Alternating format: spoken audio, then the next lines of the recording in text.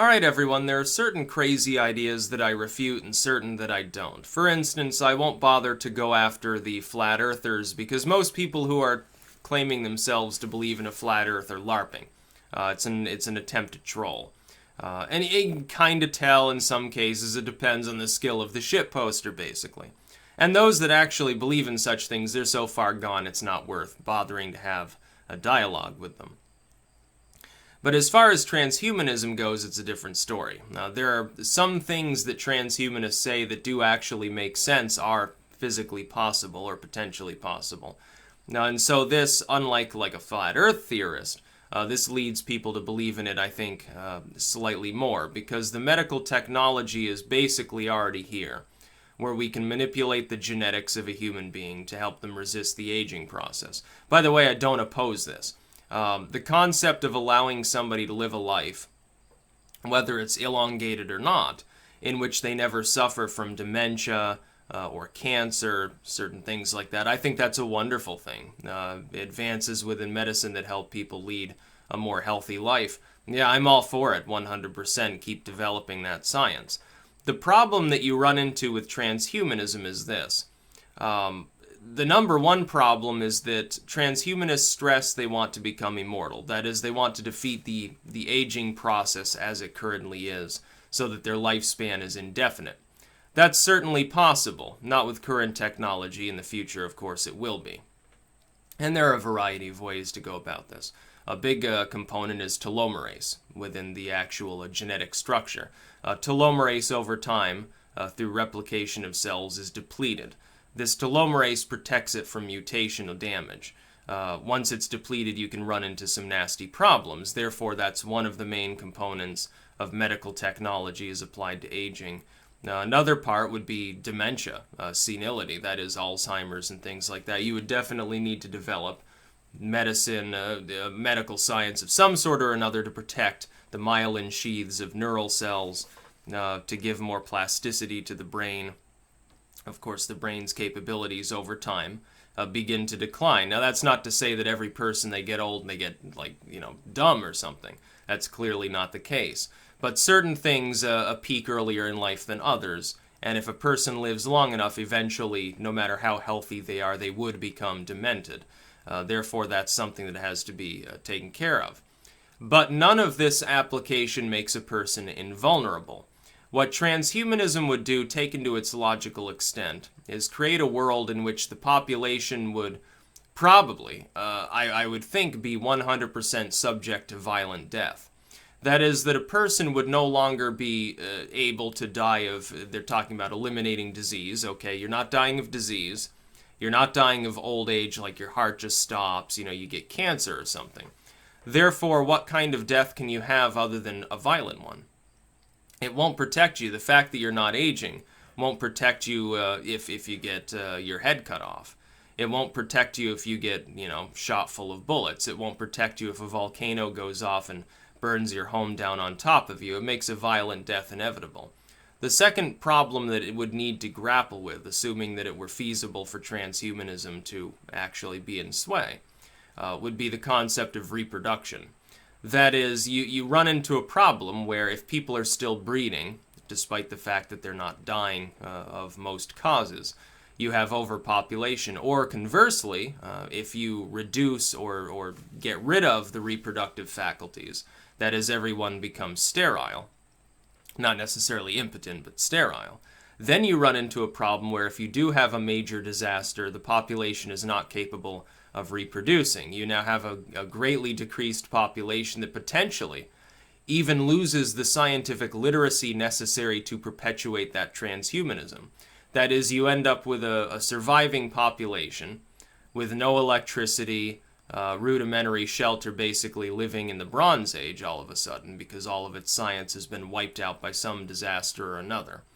They no longer possess even the capability to reverse the induced sterility they were using to control their numbers, and now they're still dying off.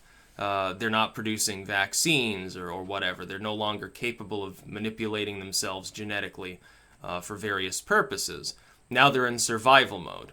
See, the problem is they no longer have access to the things that they needed to keep up their lifestyle, and they can't even breed more individuals. They're going to go back fairly quickly to actually aging due to external damage only. Let's say that they manage to, though, retain the core of the population, and then they start breeding again. They reverse the induced sterility they're using to keep overpopulation at bay. Over time, even if they are successful at doing this, the simple breakdown of law and order could destroy transhumanism. You would think, for instance, of some religious movement that sees death as a good thing, arising within transhumanism, specifically under the basic concept that whatever is outside taboo and abnormal becomes something cool. You would eventually get a generation that would applaud death, probably be, some of them would be suicidal, many of them would be homicidal. You'd literally get a death cult going. I mean, the term death cult is used by transhumanists to describe anyone who doesn't agree with transhumanism anyway, for the most part. But I mean in a more literal, sane sense, an actual death cult, like heaping skulls up in a pile as part of some spiritual ritual. You could get that. And anyway, no matter how much you elongate your lifespan, eventually the sun dies, or a significant enough asteroid collides with Earth to wipe out all life on its surface, other than the bacterial. You'd still have that repository of life. Eventually, maybe it'd spawn more intelligent life as long as the seed of it remained behind. But in the long span, it would just mean you die a violent death. It wouldn't actually make you immortal. It would make you functionally immortal for a very long period. But it's not immortality. You still inevitably die. You've prolonged your life, you've staved off death, but you still have to face it. It seems that the fundamental reason that transhumanists are transhumanists is that they fear death. They're terrified of the idea that there's nothing that comes after that, and they tend to be rather dry, secular individuals in this sense. As a result, they run into this problem where I guess they're afraid of their mortality, and they're vainly hoping for a way to prevent it from continuing so that they can be immortal. You can prolong your life. You'd probably live tens of thousands of years. Yeah, you probably could. With the proper medical technology and protective measures, you could definitely do that in time. The problem is no person alive today is going to be privy to that technology. Now, technology is advancing quickly, but not quickly enough to defeat the aging process in the meantime. Again, there are other problems. And this goes not to transhumanism, but the transitional period towards transhumanism, before it has become fully implemented. Another problem is that a lot of people would resist the concept of having immortality.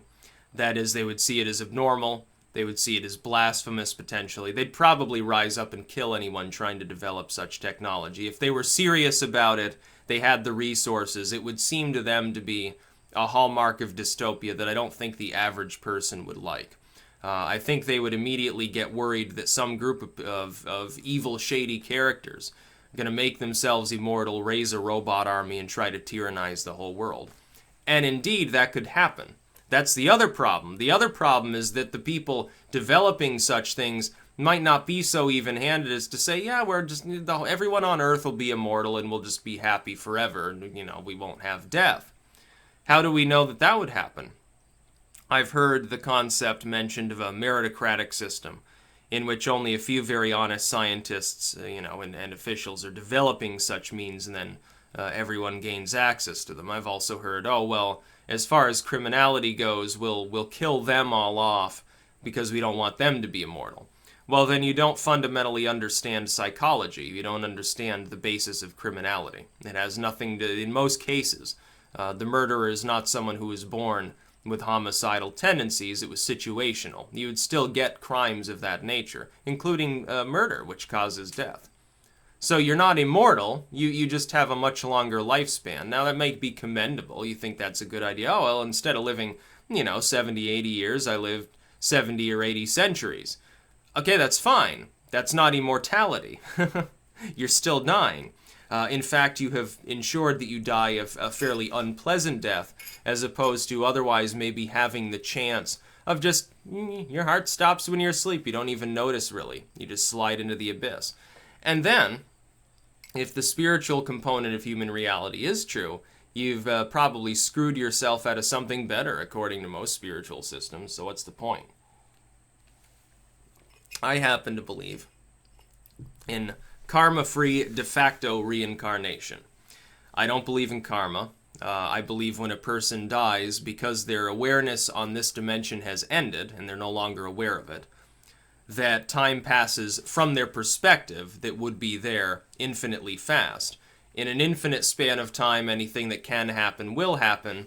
Your consciousness arose at a point, therefore it's capable of arising again. That's what I believe, because I don't see it as a unique event. I see it as unique from your singular perspective because you're in a physical body only capable of being aware of one perspective at a time. On other dimensions, there's literally another person exactly like me that maybe is different one atom out of a million in its spin, doing basically the same thing I'm doing now. Out there in those dimensions, there are also other me's, basically, that are doing a million other things. Their timeline is slightly different. Every timeline that can exist does. In some timelines, I've already died. But there will never be a point at which I'm not present. And so I simply jump to one in which I'm just being born, because it's connected to the timeline I'm already in. It's de facto reincarnation. It's not some God willed you to come into another existence uncontrollably. It's not you've fallen away from some Buddhist ideal and so now you're circulating through physical worlds trying to reach that divine consciousness again. It's more a physical trait of multidimensional theory. It's just a belief that I happen to have. And I admit that it's not necessarily true. It could be that when I die, I simply blink out of all existence. Who cares? If that's true, then I wasn't in existence before I was born. What am I missing? I'm not missing anything. Yeah, I'm not having any fun, but I'm not aware of the fact that I'd be bored if I were aware of myself, because I'm not. So who cares? That would be the more of the spiritual side, though. The more spiritual argument against transhumanism. The pragmatic argument is simply extend your lifespan all you want. Unless you cure dementia first, you're screwed. Unless you cure all disease, you're probably screwed. It still means you're vulnerable to physical attack. You could still be killed by another person or a natural disaster. In the long span of time, the Earth itself will become a dead planet. You're just prolonging your existence. Part of that existence is misery, is suffering, basically. You'd think about it this way. Let's say you've got your little transhumanist family and your children get brutally attacked by a bear and get killed. Well, now you have to spend potentially what you're saying is eternity thinking about them being massacred by a bear and missing them. That doesn't sound very good. What would you say as well about individuals who wish to voluntarily not be transhumanists? They're like, well, no, I don't have a problem with death. Fuck you, basically. Are you going to force them to live forever, put them in a cage, or are you going to let them die? What if you really, really miss that person, like you're totally in love with them or something? They're dead now. Go ahead and suffer for eternity. Or you can try editing your memory so that you don't remember that they ever existed, maybe. That gets into a totally different realm of dystopian sort of fantasy that I don't think any transhumanist wants to have a serious conversation about. That gets into a totally different aspect of human existence. So overall, I would say, yeah, go ahead and be a transhumanist. Don't expect it to actually, happen in your lifetime, because it won't. You will die. You may die of a more pleasant death or a less pleasant death. What I offer you is simply, hey, don't worry about it too much. If all the theoretical physics we're delving into now are remotely true, you're not going anywhere anyway. In fact, at some point, you probably enter a reality where you're already a deity, in which case it's no problem. You just get reborn as a god, you're already immortal, and this time around you're like, don't have any problems or anything. Just go and drink wine and listen to harp music for the rest of eternity. You've been reborn as a god. If reincarnation's true, in the non-karmic sense anyway, eventually you'd be reborn as an immortal alien anyway. Maybe in 1,000 million years after that you commit suicide or something, but who knows? Unfortunately, reincarnation is a difficult subject because even if true, you can't remember past lives. I don't believe in past life regression or any of that nonsense, because it always seems like people say, oh yeah, I was a knight. I was King Arthur. I was Napoleon or something. Yeah, sure. Every time that you had a past life, you were either some glorious soldier or you lived an abnormally stellar, really privileged existence. You were like a great leader, or at the very least, you were like a part of the wealthy literate class. You were the Caesar or something. What about all those lives in which you were, a slave or a peasant, with no teeth or something like that, who lived a short, miserable existence of 30 years, or something like that? No, you never lived one of those lives. You're one of the special ones. You're chosen, I suppose. That's about all.